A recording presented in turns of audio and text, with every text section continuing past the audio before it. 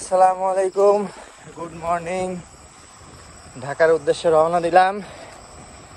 আলহামদুলিল্লাহ, বাজে সকাল 5:25। 4টায় বের হওয়ার কথা ছিল, কিন্তু বের হইতে লেট হয়ে গেছে। রাতে কারেন্ট ছিল না, একদম ঘুমাইতে পারি নাই। আজকে মেবি মেন রোড দিয়েই যাওয়া লাগবে।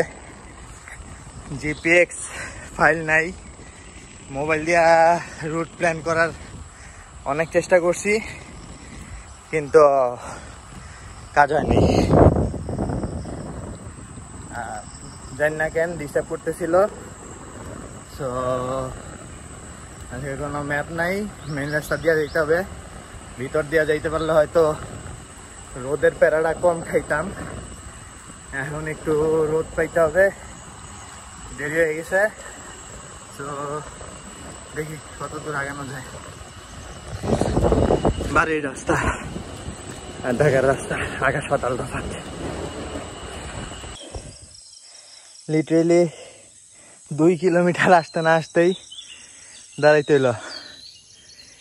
এই সিজনে কুয়াশা, কুয়াশা না, এটা হেজ হইব, but just look at it.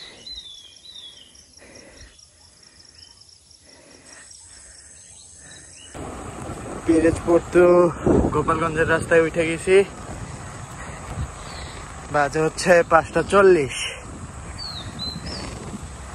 Weather, আকাশ পুরা ক্লিয়ার, কিন্তু প্রচুর গরম। হিউমিডিটি মানে মারাত্মক লেভেলের হিউমিডিটি। কি হবে কে জানে। কৃষ্ণচূড়া, যাই হোক চালাইতে থাকি।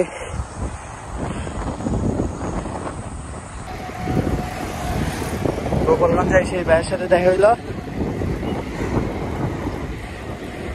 ভাই আগে দিতেছে টঙ্গিপাড়া পর্যন্ত।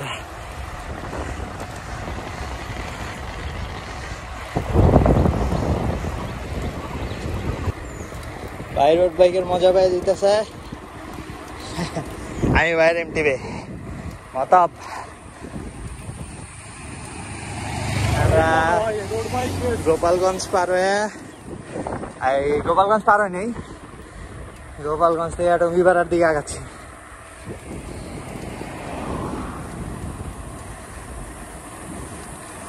ভাই রোড বাইক চালাইলা,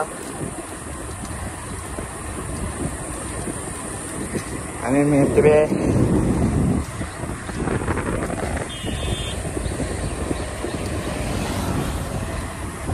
যাই, এখন ডেস্টিনেশন হচ্ছে ভাইটাপাড়া মোড়। ভাই গেল গা আমারে আগে দিয়া। ভালো ছিল পুরানা রোটারিক দেখে, খুবই এক্সাইটেড ছিল। আইলো আমার লগে প্রায় 10-15 দিন চালাইলো। আমার 55 কিলোমিটার হয়ে গেছে। ভাইটাপাড়া মেবি এই জায়গা থেকে আরো 30 কিলো। ভাইটাপাড়া গিয়া তারপর ব্রেকফাস্ট করার ইচ্ছা। রোদ উঠে গেছে, প্রচুর রোদ উঠছে, ছায়া আছে, বাট তারপর গরমটা একটু বেশি। রিল্যাক্সে চালাইতেছি, টানাটানি করবো না চিন্তা করছি, কিন্তু আগাইতে থাকি। সুন্দর কৃষ্ণচূড়া ফুল, কৃষ্ণচূড়া গাছ, রোদের জন্য দেখাও যায় না।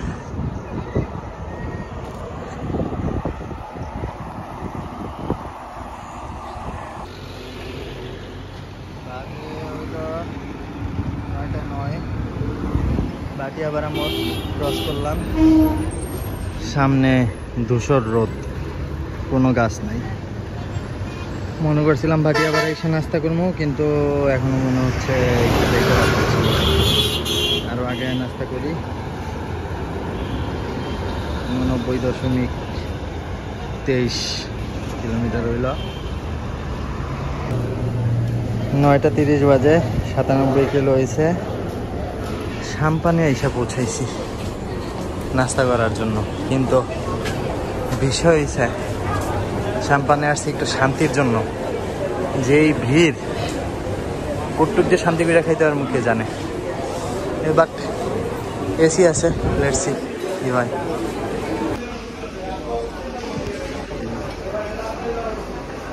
বিষয়টা হলো বেশি সুখ খুঁজতে হয় না, আর সুখ খুঁজতে সাম্পানে আইছি।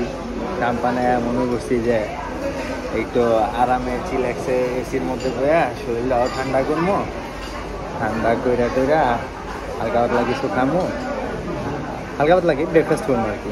ব্রেকফাস্ট কইরা রওনা দিব। আইলাম, এত দেখি ভিড় ভাট্টা বহুত, খেলাঠেলি কইরা বসার একটা জায়গা পাইছি, কিন্তু এত মানুষ যে এসি ঠান্ডা হয় না। যাক, যা হইলো একটা টেবিল ফ্যান আছে, মানে জিএফসি খাঁচা ফ্যানের পাশে বসলাম। পড়ার ঠান্ডাই লাগতেছে, ঠিক আছে, বাট হচ্ছে জিগাইলাম রুটি পরোটা কিছু নেই। থ্যাংক ইউ ভাইয়া। তো কইতে বলছে রুটি পরোটা কিছুই নেই, আছে খালি মোরগ পোলাও আর বিফ খিচুড়ি। জিগেলাম কোনটা কত, 360 আর 260। তো কিছু করার নাই, মোরগ পোলাও খাইতে হইতেছে। যদিও ইচ্ছা ছিল না, রুটি পরোটা খাওয়ার ইচ্ছা ছিল। তো এটাই হচ্ছে ব্রেকফাস্ট লাঞ্চ। তেলের টইটুম্বুর, দুদিন ধরে গরুর তেল খাইতে খাইতে এখন হয়েছে মুরগির তেল। যদি ইচ্ছা নেই কিন্তু খাইতে হইব, কারণ সামনে ওইরকম আর এক্সপ্রেস ওয়েতে ওইটা গেলে কিছুই নেই। ব্রেকফাস্ট লাঞ্চ এটাই করে নিলাম। বাট আমার বউ খুব আদর কইরা যত্ন করে আজকে আমার সকালবেলা লেবুর শরবত বানিয়ে দিয়েছিল 1 লিটার। ওই লেবুর শরবত খাইতে খাইতে 97 কিলো চালাই আলছি। ভালোবাসা, মহব্বতের এনার্জি 100 কিলো লেবুর শরবতে, which is really good. আচ্ছা যাই হোক, খাই, ক্ষুধা লাগছে। খাইতে খাইতে এটা চলে পড়লো, না খেয়ে পারলাম না নিজের সামলাইতে।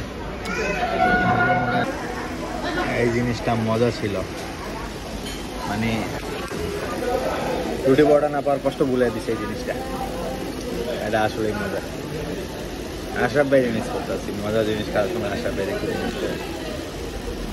হ্যাঁ, আশরাফ ভাই লোকটা ভোজন প্রিয় লোক, আর লাগে ঘুরতে এলে মজা মজা খাওয়ান যায়। যাই হোক, মিসিউ আশরাফ ভাই, হোপফুলি আপনি নিয়ে কোনো একদিন খুব শীঘ্রই আবার পুডিং খাবো। This is the smart face after smoothly 400 টাকা খরচা খাওয়ার পরে। খুব আরামসে স্মুথলি 400 টাকা খরচা খাওয়ার পরে এখন আবার বিসমিল্লাহ করে রওনা দিলাম সাম্পান থেকে। হোপফুলি ওয়াটার ব্রেক ছাড়া আর কোনো ব্রেক নিব না। এই রোডটায় একটু গাছ আছে, সো তারা মেবি একটু কম হবে। যেতে থাকি, কিন্তু খাইছি পেট ভরা, এত খায় চালাইতেও প্যারা লাগে। আস্তে আস্তে যাবো, দরকার নাই, যেহেতু 97-এই ব্রেক নিছি। আস্তে আস্তে যাবো গা, চিলেক্সে। ওকে, যেতে থাকি। সুবারুর এই গাড়িটা আমার ভালো লাগে। ওকে, আল্লাহ হাফেজ। প্রায় আধা ঘন্টা দাঁড়ায় থাকার পর আর এই কন্ট্রাক্টর উনি খুবই ভালো ছিল, বললাম কোনো সমস্যা নেই, উঠে নিল খুব ইজিলি। আর কিছু কিছু খাচ্ছর আছে প্রায় 200-300 টাকা, তাও নিব না, হ্যান না তেন না, এই লোক কোনো টাকা পয়সার কথা কিছুই কয় নাই, জাস্ট উঠে নিছে। পরে আমি খুশি হয়ে 100 টাকা দিলাম। 1 টাকা লাগবে 300 টাকা। যাই হোক, পদ্মা সেতু পার হচ্ছি।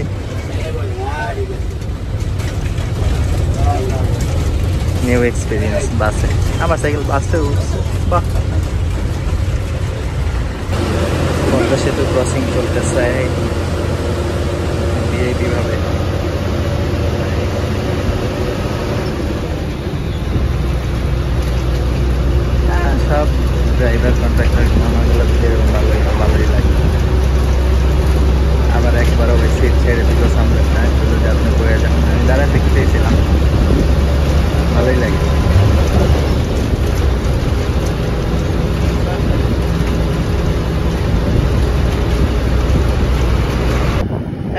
85 কিলো টান গরমের চাপে ভিডিও করাই ভুলে গেছিলাম গা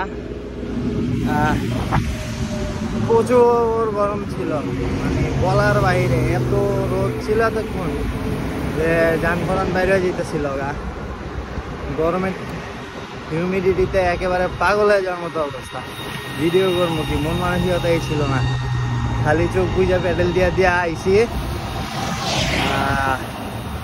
এখন একটু মেঘলা মেঘলা হয়েছে ক্যামেরা ট্রাই করলাম বাসা পর্যন্ত মেবি আর 26 কিলো আছে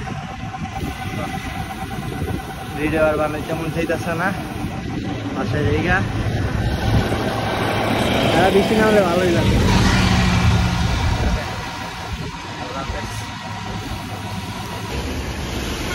এই জিনিস কার ভালো লাগে মানে মনে কষ্ট পামু না রাগ করমু না কানমু আমার বুঝ জানে পুরাটা রাস্তা সকাল থেকে বৃষ্টির জন্য কানতে কানতে আইলাম ছাড়া পড়ার রোদ পুরাটা রাস্তা পুড়তে গরমে পাগলে আইলাম এখন বাড়ির কাছে এয়ারপোর্ট রোড আয়া এয়ারপোর্ট 3rd টার্মিনালের এই জায়গায় মুসলধারে বৃষ্টি এখন কি মনে চায় যে বাড়ির কাছে আয়া আর 4-5 কিলো রাস্তা এখন কার মন চায় সাইকেলটা ময়লা করতে বা ভিজতে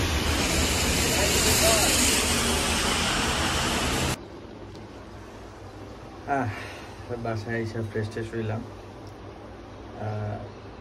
মজার বিষয় হয়েছে এয়ারপোর্টে খাড়া পরে চিন্তা করতেছিলাম যে যেহেতু রাস্তা ভিজেই গেছে বৃষ্টি থামলেও আমি চালাইলে ছিটামিটা সব গায়ে মাখবই তাইলে আর হুদয় ওয়েট গেলাম কি ভিজতে আয়া করি তো ভিজতে বাসায় এসে বললাম পুরা রোড মানে সাইকেল ক্লিন নিয়ে আইসা এখন এসে গিয়ে এই অবস্থা ঠিক আছে বাড়ির কাছে আইসা জসিমউদ্দিন আইয়া দেয় আবার বৃষ্টি নেই গা কাজ এখন এটা পরিষ্কার করা আর এই ভিডিও বাইতে ঢাকার ভিডিও শেষ আর কি আল্লাহ হাফিজ আসসালামু আলাইকুম